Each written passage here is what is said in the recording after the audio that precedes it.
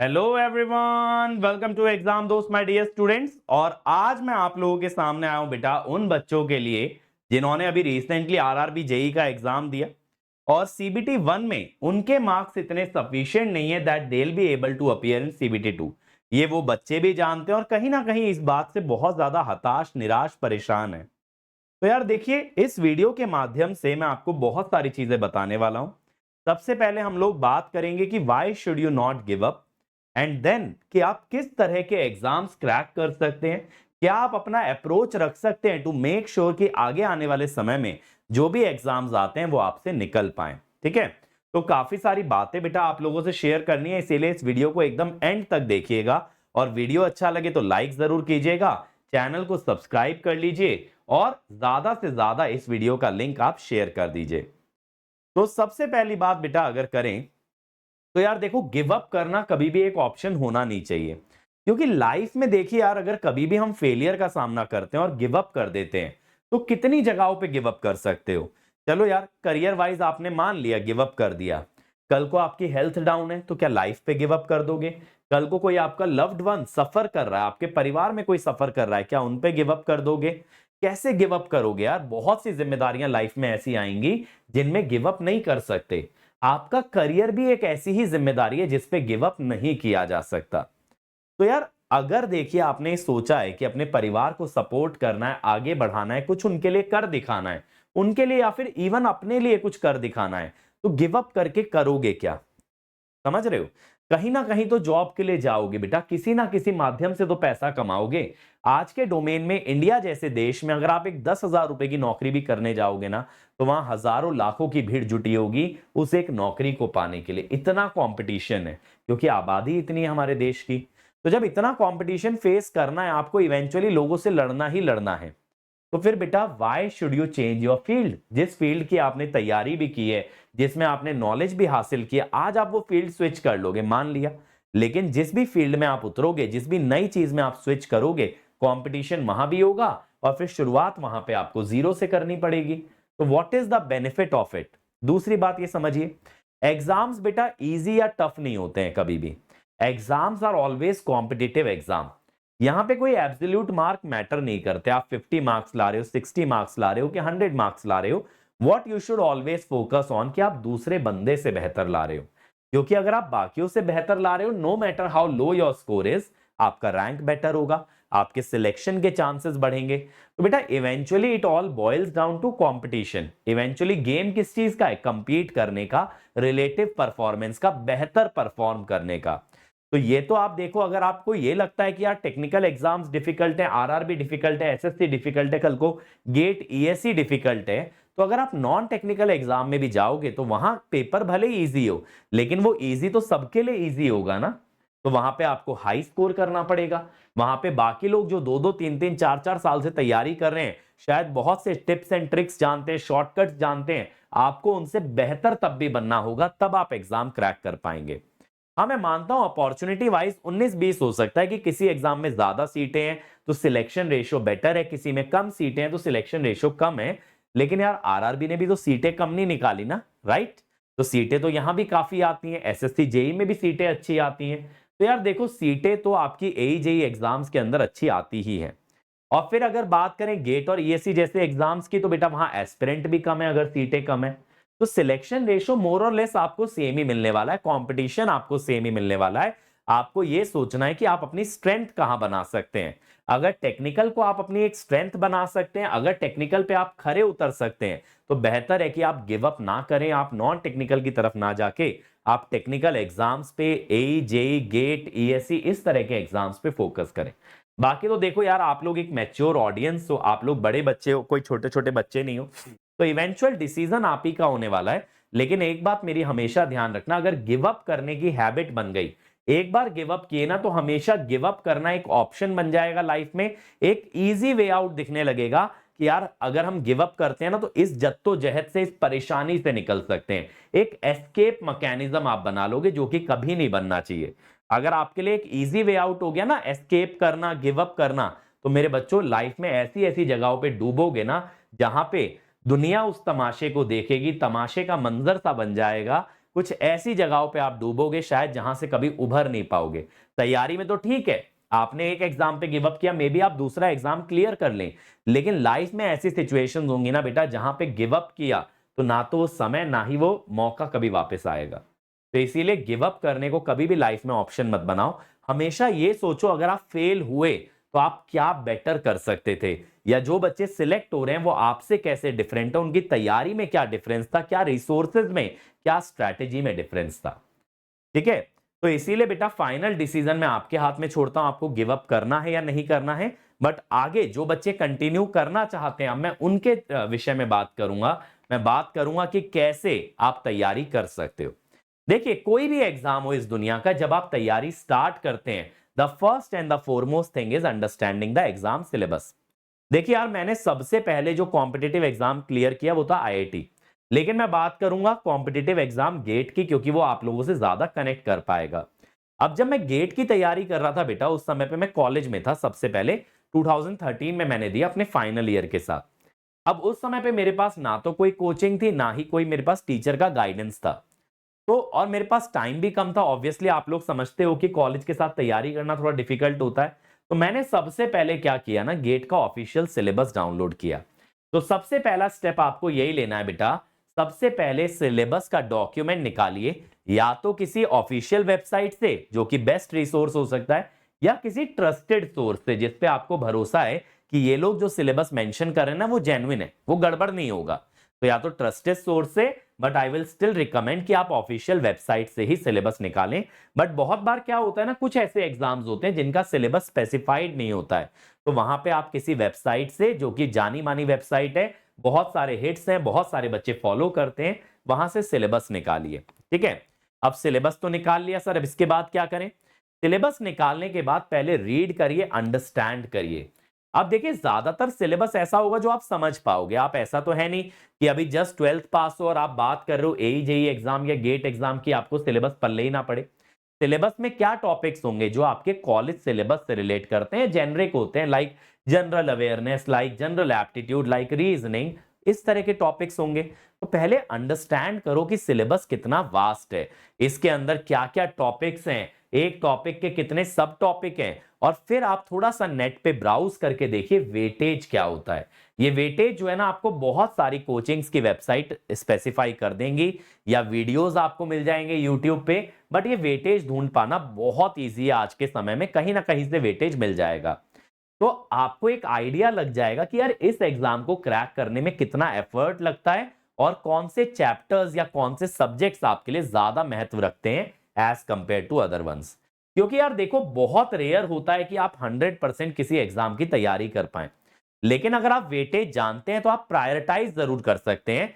जो सेक्शन ज्यादा वेटेज का है वहां से शुरू करिए, अचीवमेंट वाली फीलिंग भी होगी और वेटेज फटाफट कवर भी हो पाएगा, और जो लो वेटेज वाले सब्जेक्ट्स हैं उनको बाद में भी कवर किया जा सकता है। फिर तीसरी चीज क्या महत्व रखती है, की टॉपिक्स और सब टॉपिक्स पता करना। की टॉपिक्स और सब टॉपिक्स, की टॉपिक्स तो आपको वेटेज से मिल गए। जैसे मान लीजिए मैं एसएससी जेई का एग्जाम देता हूं, मुझे वहां पे समझ आता है कि basic electrical engineering highest weightage रखता है। अब ये मुझे मिल गया। अब मेरे पास होनी चाहिए एक प्रीवियस ईयर क्वेश्चन की किताब। मार्केट में किसी भी कोचिंग की किताब खरीद लेना, ठीक है, एक प्रीवियस ईयर क्वेश्चन की किताब हो।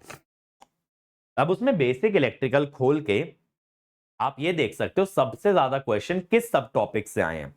केवीएल केसीएल से आए हैं, नोडल मेश से आए हैं, नेटवर्क थ्योरम से आए हैं, ठीक है, एसी एनालिसिस से आए हैं, ट्रांजिएंट से आए हैं, कहां से सबसे ज्यादा सवाल आए हैं। तो आपको यह भी मालूम चल गया कि यूनिट, या फिर आप ये कह लो, आपको ये तो पता ही है कि ये सब्जेक्ट इंपॉर्टेंट है, but at the same time आप ये भी समझ गए जब इस सब्जेक्ट को तैयार करूंगा तो मेरे को ज्यादा टाइम, ज्यादा एफर्ट किस चैप्टर पे देना है, कहां से ज्यादा सवाल मुझे बनाने हैं। ठीक है, तो आपको एक आइडिया लग जाता है कि कौन से सब टॉपिक है जिनका सिग्निफिकेंट वेटेज है, ताकि आप इन पे ज्यादा मेहनत कर पाओ, ज्यादा प्रैक्टिस कर पाओ। देखो, कभी भी ना इक्वल नंबर ऑफ क्वेश्चन नहीं प्रैक्टिस किए जाते सभी टॉपिक्स में से। जो टॉपिक्स आपके कम वेटेज रखते हैं वहां कम नंबर ऑफ क्वेश्चन भी कर सकते हो, और जो ज्यादा वेटेज रखते हैं, भले ही वो चमक गया है, भले ही वो क्लियर हो गया है, बट फिर भी उस पर एक्स्ट्रा एफर्ट डालो, क्योंकि ज्यादा वेटेज है माने उस टॉपिक में कुछ तो बात है, या तो प्रैक्टिकली ज्यादा इंपॉर्टेंट है, या फिर उसके क्वेश्चंस में वैरायटी या टफनेस ज्यादा हो सकती है, इसीलिए वहां पे ज्यादा आवर्स देना जरूरी है। अब अगला स्टेप क्या करें, हमें की टॉपिक समझ में आ गए। अब एग्जाम पैटर्न पे जाइए। आप प्रीवियस ईयर के पिछले 5 साल 10 साल का पेपर उठा के ये देखो कि किस तरह का पेपर फ्रेम होता है। जैसे गेट में बच्चे को ये समझना चाहिए कि एमसीक्यू पूछे जाते हैं, एमएसक्यू पूछे जाते हैं, एनईटी टाइप के सवाल पूछे जाते हैं, ताकि पैटर्न क्लियर हो। फिर कितना ड्यूरेशन है पेपर का, कितने नंबर ऑफ क्वेश्चन आपको अटेम्प्ट करने हैं, ताकि आपको ये आइडिया लगे कि स्पीड और एक्यूरेसी का बैलेंस कैसा रहेगा। फिर तीसरी चीज देखना कि इन जनरल इस एग्जाम का कट ऑफ कितना जाता है, ताकि आपको ये आइडिया लग जाए। देखो किसी भी एग्जाम में 100% मार्क्स लाने की जरूरत होती ही नहीं है, ना ही किसी के आते हैं। बट अगर आपको ये अंदेशा लग गया कि यार 100 में से ना 50 नंबर पे सिलेक्शन हो जाता है, या फिर गेट वाले बच्चों ने ये अंदाजा लगा लिया 100 में से 60 नंबर पे पीएसयू मिल जाती है, तो कहीं ना एक यार मेंटली इंसान रिलीव्ड हो जाता है कि यार भले 65 क्वेश्चन आ रहे हैं, बट अगर मैं कैसे भी करके 60 मार्क्स तक पहुंच गया तो मैं एक पीएसयू क्रैक कर लूंगा। तो यहां 3 चीजें आपको देखनी है पेपर में, टाइप ऑफ क्वेश्चन, पेपर का ड्यूरेशन और लेंथ देखना है, और पेपर का कट ऑफ देखना है, ताकि आपके माइंड में एक चीज बैठ जाए। अब देखो ये जो क्वेश्चंस के टाइप आपने निकाले हैं, ये बहुत जरूरी है कि आप इस टाइप के क्वेश्चंस को प्रैक्टिस करें, हर टाइप के क्वेश्चन को प्रैक्टिस करें, हर टाइप के क्वेश्चन को टैकल करने का आपके पास मेथड हो। जैसे कोई एग्जाम में असर्शन रीजन आ रहा है, तो भाई असर्शन रीजन को सोचते कैसे हैं, कहां से शुरू करते हैं, ये चीजें बहुत ज्यादा जरूरी हैं, और इसी से आपकी एक प्रॉपर स्ट्रैटेजी और टाइम मैनेजमेंट बनेगा।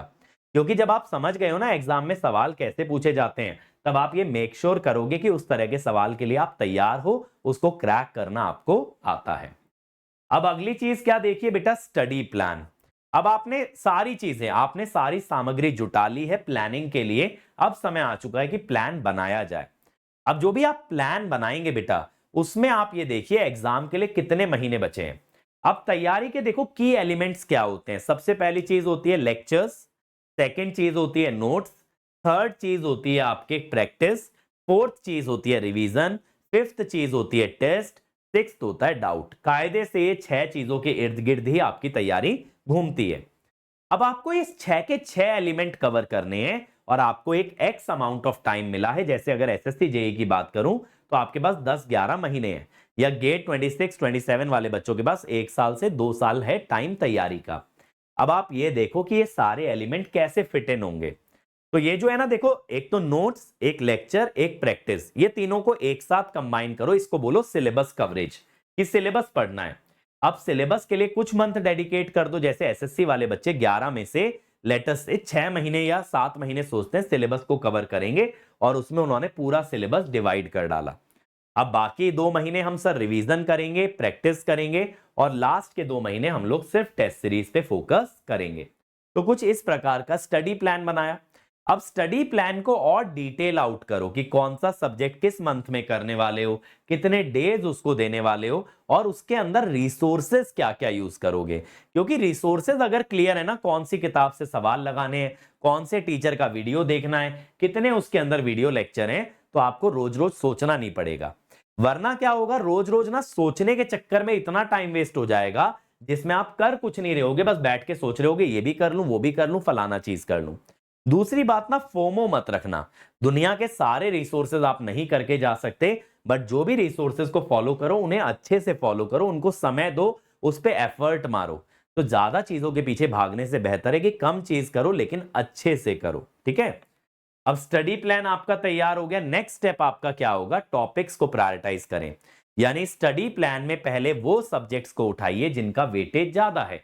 एग्जाम पैटर्न तो आपको पता है, जैसे एज एन एग्जांपल मैंने बताया, एसएससी के अंदर बेसिक इलेक्ट्रिकल का वेटेज ज्यादा है, मशीन्स का वेटेज ज्यादा है, तो इनको पहले करेंगे और बाकी के सब्जेक्ट्स को बाद में रखेंगे, ताकि हमारा कॉन्फिडेंस लेवल भी बढ़े कि यार लेटेस्ट देखिए 100 में से 30 मार्क्स की तैयारी हो गई, 40 की तैयारी हो गई, 50 की तैयारी हो गई। इससे कॉन्फिडेंस आपका बूस्टअप होता है। और जो बड़े टॉपिक्स हैं अगर उनको पहले आप कर लेते हो, यानी कि बड़े चैलेंज को पहले किल कर देते हो, तो आगे की जिंदगी थोड़ी सी इजी लगती है, कंपैरेटिवली आपको चीजें आसान लगेंगी। नेक्स्ट क्या है, रिव्यू एंड रिवाइज। तो बेटा रेगुलरली अपने सिलेबस को रिव्यू करो कि जो चीजें आप पढ़ रहे हो क्या वो सिलेबस में मेंशन्ड है या नहीं। सिलेबस में मेंशन कोई चीज छूट तो नहीं रही, और सिलेबस के बाहर, सिलेबस के दायरे के बाहर तो हम लोग नहीं जा रहे, क्योंकि सिलेबस के दायरे में रहना बहुत जरूरी है। अब कुछ बच्चे इस पे आर्ग्यू करेंगे, सर आपको पता नहीं है सिलेबस से बाहर क्वेश्चन आ जाते हैं। बिल्कुल सही बात है, लेकिन क्या सिर्फ उन क्वेश्चंस को सॉल्व करके कट ऑफ निकलती है? नहीं, कट ऑफ निकालने के लिए सिलेबस इज सफिशिएंट। मानता हूं कि पूरे पेपर में कुछ क्वेश्चन हो सकते हैं जो बियॉन्ड द सिलेबस हो, लेकिन एग्जाम क्रैक तो आप उन क्वेश्चंस के बिना भी कर सकते हो। इसीलिए सिलेबस को ना चिपका के रखना, जहां भी आप पढ़ने बैठते हो आपका कॉन्फिडेंस भी बढ़ेगा। सिलेबस में टिक करते जाना कि ये टॉपिक मेरा हो गया, ये टॉपिक मेरा हो गया, तो आपका कॉन्फिडेंस बूस्टअप होता है। ठीक है, क्लैरिफिकेशन सीख करिए यार। अगर सिलेबस में डाउट आ रहा है, आपको डाइसी लग रहा है कि सिलेबस में कोई टॉपिक मेंशन नहीं है लेकिन पीवाईक्यू में आ रखा है उसका सवाल, तो आप किसी एक्सपर्ट से, जैसे मुझसे या किसी और टीचर से बात करें, सर ये करके जाना चाहिए या नहीं जाना चाहिए, और करें तो सर किस लेवल तक इसको तैयार करना चाहिए।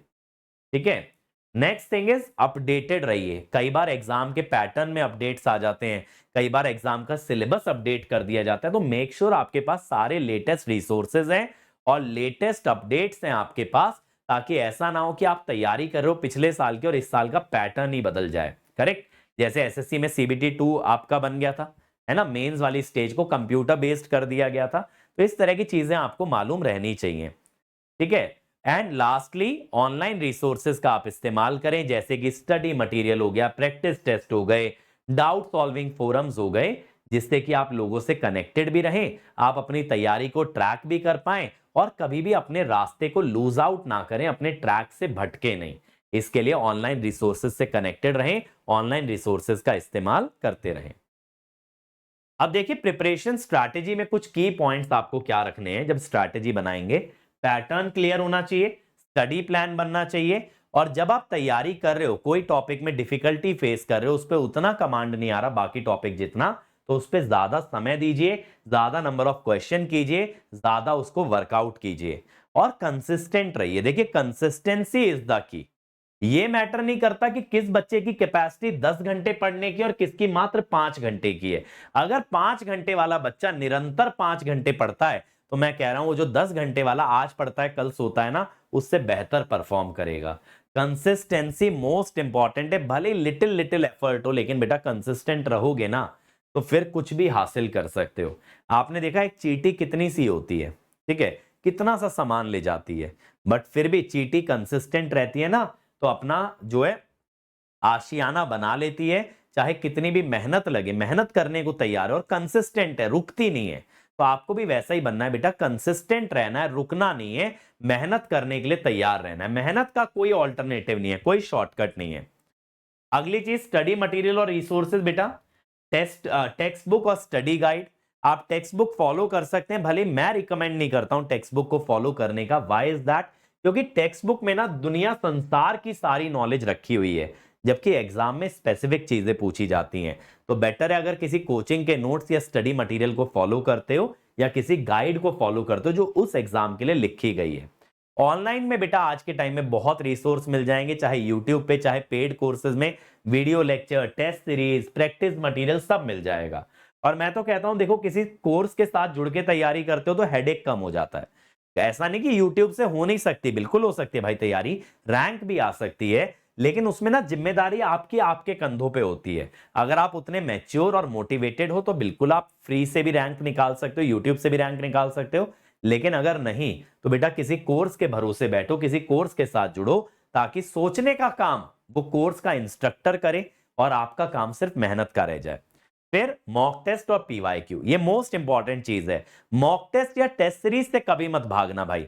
टेस्ट सीरीज है जो आपको आईना दिखाते हैं, तो आईने में भले ही कितने बदसूरत दिखो, यानी कितना भी खराब एग्जाम में रिजल्ट आए, लेकिन वहां से आप इंप्रूव ही कर सकते हो। उस खराब रिजल्ट से बचने के लिए बेटा अगर आईने का सामना करोगे ही नहीं तो कभी सच्चाई नहीं दिखेगी। फिर सच्चाई दिखाएगी कौन? एग्जाम कंडक्टिंग बॉडी, और वो सच्चाई ना बर्दाश्त कर नहीं पाओगे, बिखर जाओगे। इसीलिए बेटर है कि मॉक टेस्ट आपको तोड़े रेदर देन कि आपको एक्चुअल एग्जाम आकर के तोड़े। नेक्स्ट चीज is time management and discipline. तो देखो यार, मोस्ट इंपॉर्टेंट एक तरह से क्वालिटी होती है ना किसी टॉपर की, that is discipline. Motivation is not enough. आप आज मोटिवेट हो जाओगे, चलो यार करते हैं, मचाते हैं, उससे नहीं बनती बात भाई। मजेदार बात तब है कि आज आपको डाउन फील हो रहा है ना, तब भी आप उतने ही घंटे पढ़ रहे हो जितना कि आप फुली मोटिवेटेड होके पढ़ते हो।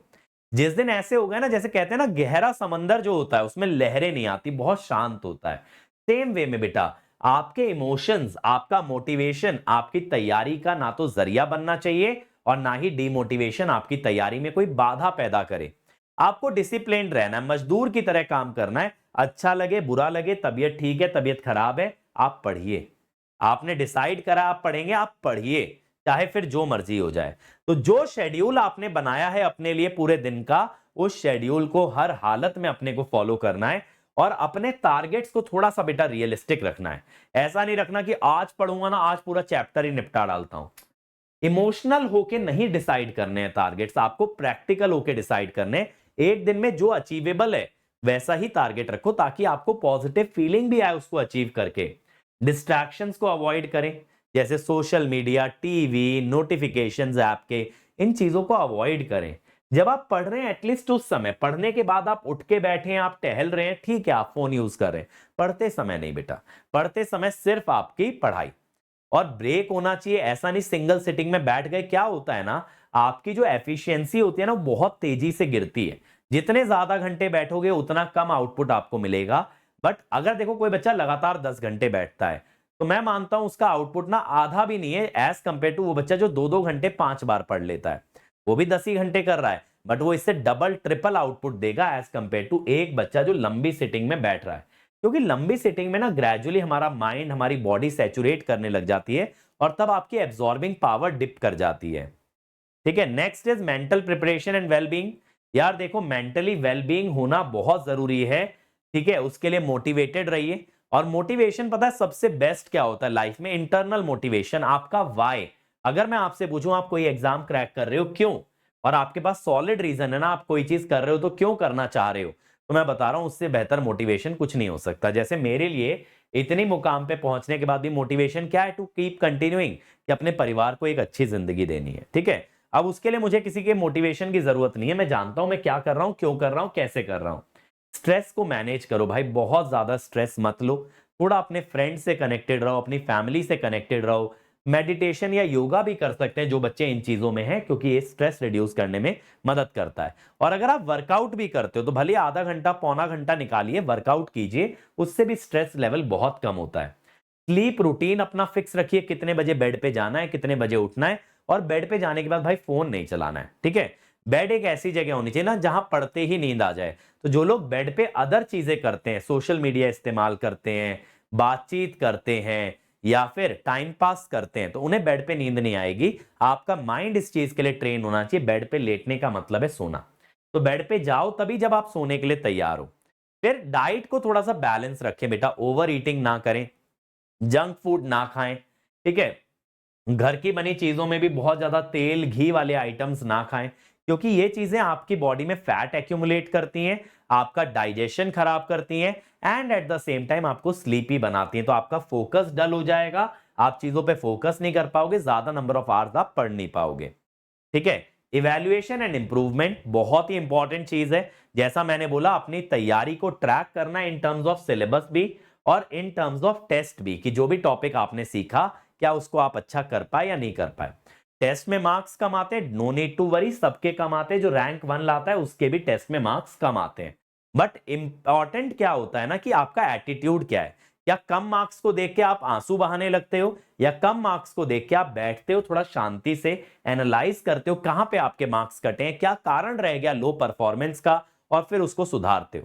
तो आपके ऊपर है बेटा रोना है या फिर उभरना है, तो ये आप ही का डिसीजन होगा। और फिर जो भी आपको फीडबैक मिला टेस्ट से, अपनी वीकनेसेस पता चली, उसके हिसाब से अपनी स्ट्रैटेजी को आगे हल्का बहुत मॉडिफाई कीजिए। ये मत कीजिएगा कि अरे यार अंकित सर की स्ट्रैटेजी फॉलो की थी, मेरे टेस्ट में मार्क्स कमाया, फलाना टीचर की फॉलो करते हैं। क्योंकि बेटा अगर ऐसे स्विच करोगे तो होगी क्या प्रॉब्लम, कि आप ना जहां खड़े हो वहीं खड़े रह जाओगे, सर्कल में घूमते रहोगे, अपनी मंजिल तक नहीं पहुंचोगे।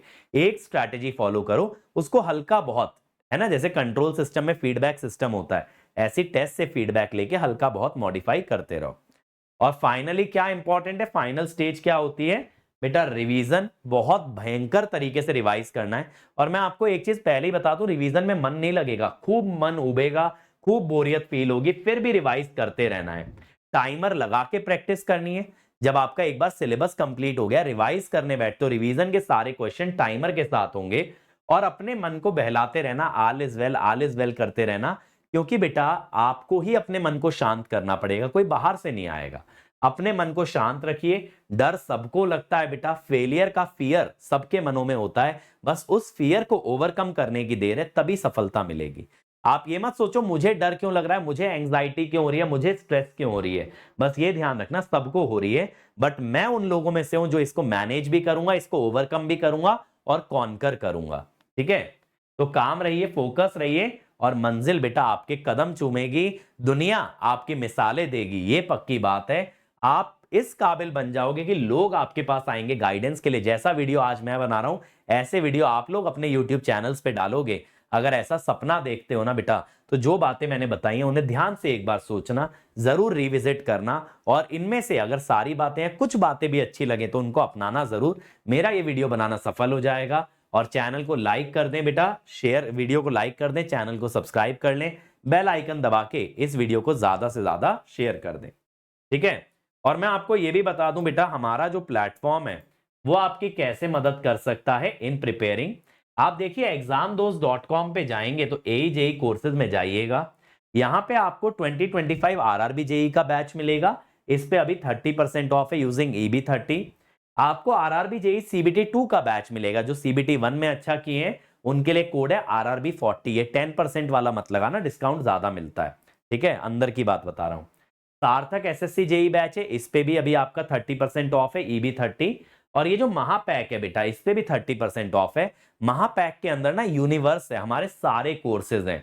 यानी AE JEE में चाहे RRB की तैयारी कराएं, चाहे SSC की तैयारी कराएं, चाहे कल को यूपी की, MP की, कोई भी एग्जाम की तैयारी कराएं, कोई भी सब्जेक्ट पढ़ाएं, वो महापैक में जरूर आएगा। बट SSC और RRB के बैचेस में वही सब्जेक्ट कराए जाएंगे जो उस एग्जाम में पूछे जाते हैं, नॉट ऑल द सब्जेक्ट।